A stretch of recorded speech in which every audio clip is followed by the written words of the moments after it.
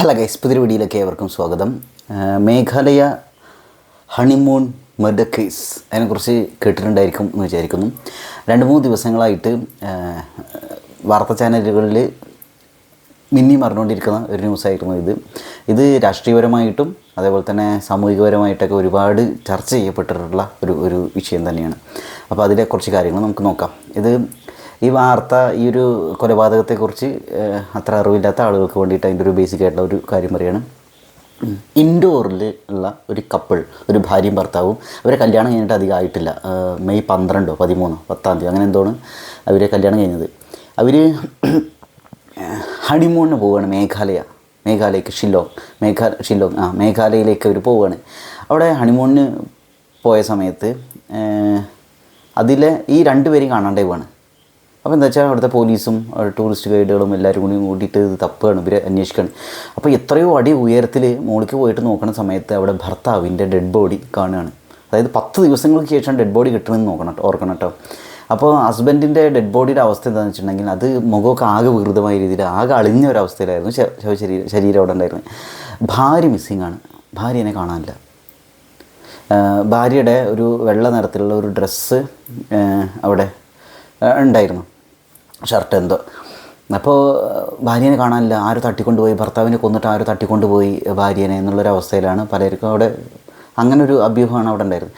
അപ്പോൾ പൊതുവെ എന്താ വെച്ചാൽ മേഘാലയനെ എല്ലാവരും എന്താ പറയുക, ഒട്ടും സേഫ് അല്ലാത്ത ഒരു സ്ഥലം എന്നുള്ള രീതിയിൽ രാഷ്ട്രീയപരമായിട്ട് മൊത്തം അധിക്ഷേപിച്ചു തുടങ്ങി, അങ്ങനെ പറയാൻ തുടങ്ങി. അത് ആ ഗവൺമെൻറ്റിനും മൊത്തത്തിലുള്ള ആളുകൾക്കൊക്കെ, അവിടുത്തെ ആളുകളെയൊക്കെ ഒരു സംശയമുനയിൽ നിർത്തി. അപ്പോൾ അങ്ങനെ ഒരു കാര്യം ഉണ്ടായിരുന്നത്. അപ്പോൾ ഒരുപാട് രാഷ്ട്രീയ പ്രവർത്തകർ ഒക്കെ ആ ഒരു മേഘാലയ എന്നുള്ള സ്ഥലത്തെ മൊത്തത്തിലെ ആളുകൾ, ഷില്ലോങ് എന്നുള്ള സ്ഥലത്തേക്ക്, അതേപോലെ ആ ടൂറിസ്റ്റ് ഡെസ്റ്റിനേഷൻസിനെ മൊത്തം അധിക്ഷേപിച്ച്, അങ്ങനെയുള്ള കുറേ പോലീസിനൊക്കെ അധിക്ഷേപിച്ചുകൊണ്ട് കുറേ സംഗതികളൊന്നും. പിന്നെ കുറച്ച് ദിവസങ്ങൾക്ക് ശേഷം ഇന്ന് രാവിലെയാണ് ഇതിലൊരു സംഗതി ഉണ്ടാവുന്നത്, ട്വിസ്റ്റ് സംഭവിക്കുന്നത്. അതായത് ഈ കാണാണ്ടായിട്ടുള്ള ഭാര്യ ഉണ്ടല്ലോ, ഭാര്യയുടെ പേര് സോനം എന്നും ഭർത്താവിൻ്റെ പേര് രാജ എന്നാണ് കേട്ടോ. ഈ സോനത്തിനെ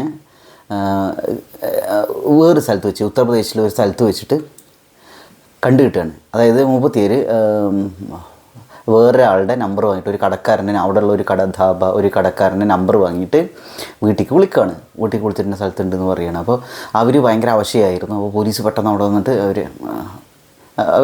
അവരടുത്തെത്താണ്. അപ്പോഴാണ് ഞെട്ടിക്കുന്ന കാര്യങ്ങൾ മനസ്സിലാവുന്നത്. അവരെ ഭർത്താവ് മരിച്ചുപോയി എന്നാണല്ലോ എല്ലാവരും വിചാരിച്ചിരുന്നത്. മരിച്ചു പോയതല്ല, കൊന്നതാണ് എന്ന് മനസ്സിലാവണം. ആ കൊലപാതകത്തിൻ്റെ ചുരുളഴിയുന്നത് അങ്ങനെയാണ്. അതായത് ഈ സോനത്തിന് ഒരു കാമുകനുണ്ട്, 21 വയസ്സുള്ള ഒരുത്തൻ. അവൻ്റെ പേര് രാജ് എന്നാണ്. അപ്പോൾ ഈ സോനത്തിനും രാജിനും ഇവരുടെ പ്ലാൻ എന്താ വെച്ചാൽ ഓനെ കൊല്ലണം. ഹസ്ബൻഡിനെ കൊല്ലണം. ഹസ്ബൻഡിന് 29 വയസ്സാണ്. ഹസ്ബൻഡിനെ കൊല്ലണം. അപ്പോൾ ഹസ്ബൻഡിനെ കൊല്ലാൻ വേണ്ടി ഇവർ പ്ലോട്ട് ചെയ്യാണ്, ഒരു മർഡർ പ്ലോട്ട് ചെയ്യണം. എങ്ങനെയാണെന്ന് വെച്ചാൽ ഇവർ ഈ കൊല ചെയ്യുന്ന ആളുകളുണ്ടല്ലോ, അങ്ങനെയുള്ള ആളുകളെ ഹയർ ചെയ്യാണ്, കാശൊക്കെ കൊടുത്തിട്ട് അവർ സെറ്റാക്കുകയാണ്. എന്നിട്ട് അതായത് ഈ സോനം എന്നു പേരുള്ള പെണ്ണ്, അതേപോലെ തന്നെ കാമുകനായിട്ടുള്ള രാജ്, അതേപോലെ തന്നെ ഈ 2 വാടക കൊലയാളികൾ, ഇവർ 2 വാടക കൊലയാളികൾ, ചില ചാനലുകൾക്ക് 3 എന്നൊക്കെ പറയുന്നുണ്ട്. എന്തായാലും 2 വാടക കൊലയാളികളായിട്ടാണ് ഇവർ മുകളിലേക്ക് പോകുന്നത്.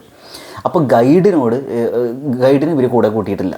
ഓക്കെ, അപ്പോൾ ഗൈഡ് പറയുന്നുണ്ട് കുറച്ച് മുകളിലേക്ക് എത്തിയ സമയത്ത് കണ്ടു മൊത്തം 4 പേരായിട്ട് ഇവരടക്കം 4 പേരാണ് മുകളിലേക്ക് പോയത്. അതായത് രാജ എന്നു പേരുള്ള ഭർത്താവ്, സോനത്തിൻ്റെ കൂടെ 3 പേര്, അതായത് കൂടെയുള്ള 3 പേര് എന്ന് പറഞ്ഞിട്ടുണ്ടെങ്കിൽ, ഒന്ന് രാജ് എന്നുള്ള കാമുകൻ, അത് കാമുകനാണെന്നൊന്നും ഗൈഡിന് അറിയില്ല, രാജ്, അതേപോലെ 2 വാടക കൊലയാളികളും. ഇവർ മുകളിലെത്തിയിട്ട് ആരില്ലാത്ത തക്കം നോക്കിയിട്ട് ഈ ചെങ്ങനെ തീർത്തിറക്കാണ്, വടിവാളോട് കൊന്നിട്ട്, അങ്ങനെ മുഖമൊക്കെ ആകെ വികൃതമാക്കിയിട്ട് കൊന്നിറക്കുകയാണ്. ഇതാണ് സംഭവം. അപ്പോൾ ഇതാണ് ഇതിൻ്റെ ഒരു സംഗതി വരുന്നത്. അപ്പോൾ ഇനി നമ്മുടെ ഒരു പേഴ്സ്പെക്റ്റീവ് എന്താണെന്ന് വെച്ചിട്ടുണ്ടെങ്കിൽ, എനിക്കിതിനെ നോക്കിക്കാണാൻ തോന്നുന്നത് ഇങ്ങനെയാണ്. ഒരാളെ കൊന്നിട്ട്, ഒന്നാമത്തെ കാര്യം, ഒരാളെ കൊല്ലാൻ എങ്ങനെ തോന്നുന്നത്? ഒന്നാമത്തെ കാര്യം, ഇവർ അത്യാവശ്യം എഡ്യൂക്കേറ്റഡ് ആയിട്ടുള്ള, അല്ലെങ്കിൽ നമുക്ക് ആളുകൾക്ക്, അല്ലെങ്കിൽ മിനിമം കോമൺ സെൻസ് ഉള്ള ആളുകൾക്ക് മനസ്സിലാവുന്നതാണ്, ഒരാളെ കല്യാണം കഴിച്ചിട്ട് അയാളെ കൊല്ലുക എന്ന് പറഞ്ഞിട്ടുണ്ടെങ്കിൽ അതിന് എന്തൊക്കെ കാരണങ്ങൾ നിരത്തിയാലും അതിനൊരു ജസ്റ്റിഫിക്കേഷൻ നമുക്ക് നൽകാൻ പാകത്തിലാവില്ല എന്നാണ് എൻ്റെ അഭിപ്രായം. ഒരാളെ കൊല്ലാനുള്ള അവകാശം നമുക്ക് ഉണ്ടാവും. പിന്നെ ഇതിൽ പറയുന്നുണ്ട് കാമുകനുണ്ടെങ്കിൽ പിന്നെ എന്തിനാ ഒരുത്തനെ കല്യാണം കഴിച്ചിട്ട് ഓനെ കൊല്ലാൻ നിൽക്കണത്? എന്നാൽ പിന്നെ കാമുകൻ്റെ കൂടെ പോയ പോരാണല്ലേ? ഭർത്താവിനെ കൊന്നിട്ട് എന്താ ഇവർ ഉദ്ദേശിക്കുന്നത്? കൊന്നിട്ടുണ്ടെങ്കിൽ ജയിലിൽ പോവുക, കൊന്നിട്ടുണ്ടെങ്കിൽ ആരും പിടിക്കൂല എന്നാണ് ഉദ്ദേശിച്ചത്. പലരും പറയുന്നുണ്ട് കൊന്നിട്ടുണ്ടെങ്കിൽ ഓനെ കൊന്നിട്ടുണ്ടെങ്കിൽ ശിക്ഷ ഓൾ അനുഭവിക്കും, എക്സ്ട്രാ മറിറ്റൽ റിലേഷൻഷിപ്പാണ്. ഇത് പ്രീ മറിറ്റൽ റിലേഷൻഷിപ്പാണത്. കല്യാണത്തിന് ശേഷം ഇവർ അടിച്ചു പൊളിച്ച് ജീവിക്കാൻ വേണ്ടിയിട്ട് ഭർത്താവിനെ കൊന്നിട്ടുണ്ടെങ്കിൽ ആ കാശും അത് കിട്ടിയിട്ട് പോവാച്ചിട്ടാണോ? അതെന്താ ഉദ്ദേശിക്കണത്? എന്തെങ്കിലും അടിച്ചു മാറ്റിയിട്ട് പോകാമെന്നാണോ? അപ്പോൾ ഈ കല്യാണം കഴിക്കണത് എന്തായിരിക്കും? ഇവരുടെ ആ ഭർത്താവിൻ്റെ വീട്ടിലെ അവസ്ഥ എന്ന് ആലോചിച്ച് നോക്കി. ഒരു മകൻ നഷ്ടപ്പെടുമ്പോൾ അവസ്ഥ, അത് കല്യാണം കഴിഞ്ഞിട്ട് വളരെ 10-15 ദിവസം എന്തോ ആയിട്ടുള്ളൂ. ഹണിമൂൺ സ്റ്റേജിലാണ് ഈ പരിപാടി ചെയ്യണത്. അപ്പോൾ ഇന്നത്തെ എഡ്യൂക്കേറ്റഡായ തലമുറ എങ്ങടെ പോയോണ്ടിരിക്കണം എന്നുള്ളൊരു കാര്യമുണ്ട്. ഇവർ ഇപ്പോൾ പലരും പറയും പല കൊലപാതകങ്ങൾ നടക്കുന്നത് അപ്പോഴത്തെ, അതായത് വീട്ടുകാരുടെ നിർബന്ധത്തിന് വഴങ്ങിയിട്ടായിരിക്കും കല്യാണം കഴിച്ചതെന്നൊക്കെ. അപ്പോൾ വീട്ടുകാർ പറയുന്നുണ്ടില്ല അവൾക്ക് പൂർണ്ണ സമ്മതമായിരുന്നു. ശരി, വീട്ടുകാർ പറയുന്നത് നുണയാണെന്ന് തന്നെ വിചാരിക്കുക. കല്യാണം കഴിക്കുക കഴിഞ്ഞിട്ട് ഓനെ കൊല്ലുകയാണ് ചെയ്യുക.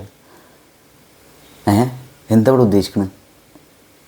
പിന്നെ പലരും പറയണ ഒരു സംഗതിയായിരുന്നു, അതിൻ്റെ താഴെ പലരും കമൻറ്റ് ചെയ്യുന്ന ഒരു സംഗതിയായിരുന്നു, അതായത് അവർ ഒരുമിച്ച് ജീവിക്കാൻ വേണ്ടിയിട്ട് ഭർത്താവ് എന്തെങ്കിലും ചെയ്തതായിരിക്കും, അങ്ങനെ എങ്ങനെയെന്നൊക്കെ.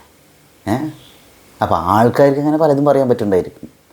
അപ്പോൾ ഹണിമൂൺ സ്റ്റേജിൽ ഈ ആളെ കൊന്നിട്ട്, അതും ഹണിമൂൺ വേറെ സ്ഥലത്ത് മേഘാലയയിൽ പോയിട്ട് കൊന്നിട്ട് കാമുകൻ്റെ കൂടെ ജീവിക്കുക, അല്ലെങ്കിൽ കാമുകൻ്റെ കൂടെ പോകാമെന്ന് പറയുമ്പോൾ കാമുകനാണ് കേട്ടോ വാടകൊണ്ടകൾ റെഡിയാക്കി കൊടുക്കുന്നത്, 21 വയസ്സുള്ള കാമുകൻ. അപ്പോൾ ഇത് ഒരു ക്രിമിനൽ മൈൻഡ് സെറ്റ് ആലോചിച്ചു. ഇത് ഇവർ നേരത്തെ കൂട്ടി പ്ലോട്ട് ചെയ്ത് വെച്ചതാണ്. എത്രയോ മണിക്കൂറുകൾ കാമുകനായിട്ട് സംസാരിച്ചുള്ള കോൾ റെക്കോർഡൊക്കെ ഇവർക്ക് കിട്ടിയായിരുന്നു. ഫോൺ നോക്കിയാൽ കിട്ടുമല്ലോ. അപ്പോൾ ഒരു കാര്യങ്ങൾ സുഹൃത്തുക്കളെ എനിക്ക് പറയുള്ളൊരു കാര്യം, ഇവിടെ സംശയരോഗം, എക്സ്ട്രാ മറിറ്റൽ റിലേഷൻഷിപ്പുകൾ, പ്രേമം, കഴപ്പ്, ഇങ്ങനെയുള്ള കുറേ കലാപരിപാടികൾ നടന്നുകൊണ്ടിരിക്കുന്നുണ്ട്. ഇതിൻ്റെ ഇടയിൽ ഒരു കല്യാണമൊക്കെ ആയിട്ട് ഒരു റിലേഷൻഷിപ്പായിട്ട് ആർക്കെങ്കിലും പോകാൻ ആഗ്രഹമുണ്ടെന്ന് ശ്രദ്ധിക്കുക, എട്ടിൻ്റെ പണി കിട്ടാനുള്ള സാധ്യത ഉണ്ട്. അപ്പോൾ ഈ ഹൃദയം കൊണ്ട് മാത്രം ഒരാളെ സ്നേഹിച്ചുകൊണ്ടോ ലോകം മുഴുവൻ നന്മയുള്ളതാണെന്നോ ഒന്നും വിചാരിച്ചിട്ടൊന്നും ഈ കാലത്ത് ജീവിക്കാൻ പറ്റും തോന്നുന്നില്ല. നമ്മുടെ ഒന്ന് ശ്രദ്ധിച്ചില്ലെങ്കിൽ നമ്മുടെ കിഡ്നി ഒരു അടിച്ചുകൊണ്ട് പോകുന്ന ടീംസാണ് നമ്മുടെ മുന്നിലുള്ളത്. അവരുടെ ഇടയിലാണ് നമ്മൾ ജീവിക്കണത്. അപ്പോൾ സേഫ് ആയിട്ടിരിക്കുക. ഒരാൾ എത്ര സ്നേഹത്തോടു കൂടി ഒരു ഒരു ഒരു ഒരു സ്ഥലത്തേക്ക് കൊണ്ടുപോവുകയാണെങ്കിലും ഒരു കപ്പ് ചായ വാങ്ങി തരാൻ ശ്രദ്ധിക്കുക. ചിലപ്പോൾ അതിൽ ആ ചായയിൽ വിഷം കലക്കി തരാനുള്ള സാധ്യത ഉണ്ട്. കാരണം അങ്ങനെ ഒരു അവസ്ഥയിൽ നമ്മൾ ജീവിക്കണത്. എത്ര ഭീകരമാണ് ഈ അവസ്ഥ ഒന്ന് ആലോചിച്ചു. എത്ര ഭീകരമാണ്, ഒരാളെ വിശ്വസിക്കാൻ പറ്റാത്ത അവസ്ഥ. ഹണിമൂൺ സ്റ്റേജിൽ ഭർത്താവിനെ കൊല്ലുക, അതും വേറൊരു സ്ഥലത്ത് പോയിട്ട്, അല്ലേ, ഇൻഡോറിൽ നിന്ന് ഷില്ലോങ് അവിടെ പോവുകയാണ്. എന്നിട്ട് അവിടെ പോയിട്ട് ഭർത്താവിനെ കൊല്ലുകയാണ് ഇത്രയും ഹൈറ്റിൽ വെച്ചിട്ട്. Criminal mind set. അങ്ങനെ ഒരുത്തിനെ കല്യാണം കഴിക്കേണ്ട അവസ്ഥ വരാണ്, എന്നിട്ട് കാമുകൻ്റെ കൂടെ പോകാൻ വേണ്ടിയിട്ട്. പിന്നെ വേറൊരു മിനിമം കോമൺ സെൻസ് ഇല്ലേ? അങ്ങനെ ഒരാളെ കൊന്നിട്ടുണ്ടെങ്കിൽ ഈ സമൂഹത്തിൽ ജീവിക്കാൻ പറ്റുക. അപ്പോൾ ഒരുപക്ഷെ ഇവർ വിചാരിച്ചിട്ടുണ്ടാവും ആരും അറിയുണ്ടാവില്ല എന്നല്ലേ. എന്താ ഉദ്ദേശിക്കണത്? ഇതിനകത്ത് ആൾതാമസമൊന്നുമില്ലേ? അതുപോലെ ഹൃദയം എന്ന് പറയുന്ന സാധനമില്ലേ? അയാൾ എത്ര പ്രതീക്ഷയോട് കൂടിയിട്ടായിരിക്കും കല്യാണം കഴിച്ചിട്ടുണ്ടായിരിക്കുക. അയാളുടെ ജീവിതം തന്നെ പോയില്ലേ? ആ വീട്ടുകാർക്ക് നഷ്ടപ്പെട്ടില്ലേ? ഇനിയിപ്പോൾ മൂപ്പത്തിയാർക്ക് വിചാരിച്ച് കിട്ടിയ മൂപ്പത്തിയാരുടെ ജീവിതത്തിൻ്റെ അവസ്ഥ എന്തായി? എന്താ സംഗതിയില്ലേ? ആ കാമുകൻ 21 വയസ്സുള്ള കാമുകനാണ്, അവൻ്റെ കൂടെ ജീവിക്കാൻ വേണ്ടിയിട്ടാണ്. കാമുകനാണ് വാടക കൊലയാളികളെ ഏർപ്പാടാക്കി കൊടുത്തിരുന്നത്. ഇവന്മാരൊക്കെ എന്താ ചെയ്യുക? ഇവളുമാരൊക്കെ എന്താ ചെയ്യുക? അതേപോലെ ഇവിടെ വേറൊരു സംഗതിയാണ്. തൃശ്ശൂരിൽ ദിവ്യ എന്നു പേരുള്ള ദിവ്യ എന്നു പേരുള്ള യുവതി, അവരെ ഭർത്താവ് സംശയം കൊണ്ട് രോഗം, അതിങ്ങനെ രോഗമാണ്, സംശയം കൊണ്ട് കഴുത്ത് ഞെരിച്ച് കൊന്നു. അപ്പോൾ എന്താ ഇപ്പോൾ ഇതിൻ്റെ ഒരു സംഗതി?